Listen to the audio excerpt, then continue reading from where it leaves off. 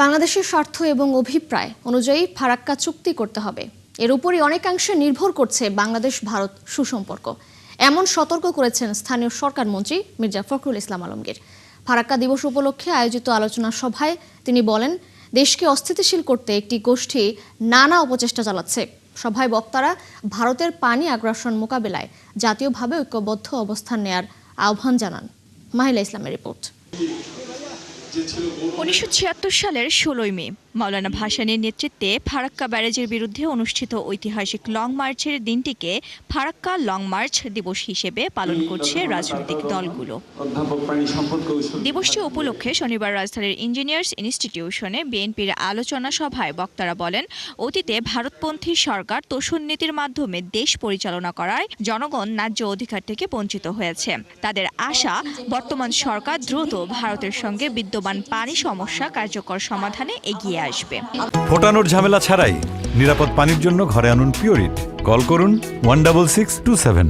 আশা করতেই পারি ডিসেম্বরের 12 তারিখে এই ফারাক্কা চুক্তিটি যখন নবায়ন হবে, পরিস্থিতি আমাদের বদলে যাবে। পানির যে সংকট, পানির যে সমস্যা, পদ্মার যে গঙ্গার যে সমস্যা, সেই সমস্যা ইনশাল্লাহ চুক্তির মধ্য দিয়ে ডিসেম্বরে শেষ হবে। চুক্তির মধ্য দিয়ে একটি মীমাংসার জায়গায় পৌঁছাবে।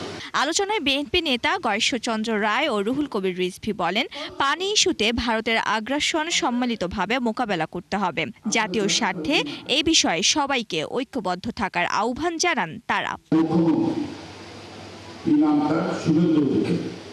তিনি বলছেন যে বাংলাদেশ ভারতের অংশ, আজ হোক কাল হোক আমরা এটাকে দখল করি।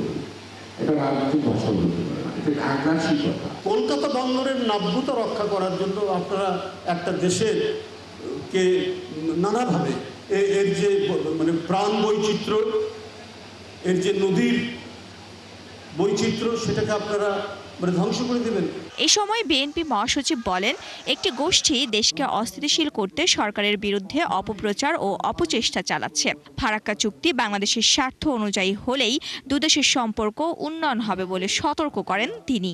ভারতের সরকারের কাছে স্পষ্ট বার্তা জানাতে চাই এই আলোচনা সভার মধ্য দিয়ে, যারা ভারতের মাধ্যমে অবিলম্বে এই ফারাক্কার যে চুক্তি, সেই চুক্তি বাংলাদেশের জনগণের প্রসঙ্গে আলাপ করে তাদের অভিপ্রায় অনুযায়ী, তাদের প্রচার অনুযায়ী এটাকে সম্পাদন করতে হবে। ভারতের সঙ্গে যে সুসম্পর্ক স্থাপিত হওয়া সুযোগ এসেছে, সেটা নির্ভর করবে ভারতের এই গঙ্গা চুক্তি বা আপনার ফারাক্কা চুক্তি সম্পাদনের প্রতি। দেশের স্বার্থ বিপন্ন করে কোনো ধরনের চুক্তি করা হবে না বলেও জানান মির্জা ফখরুল ইসলাম আলমগীর। স্বার্থ বিনষ্ট করে আমরা কখনোই কোনো চুক্তি কাউকে করতে দেব না। মাহিলা ইসলাম, ৭১, ঢাকা।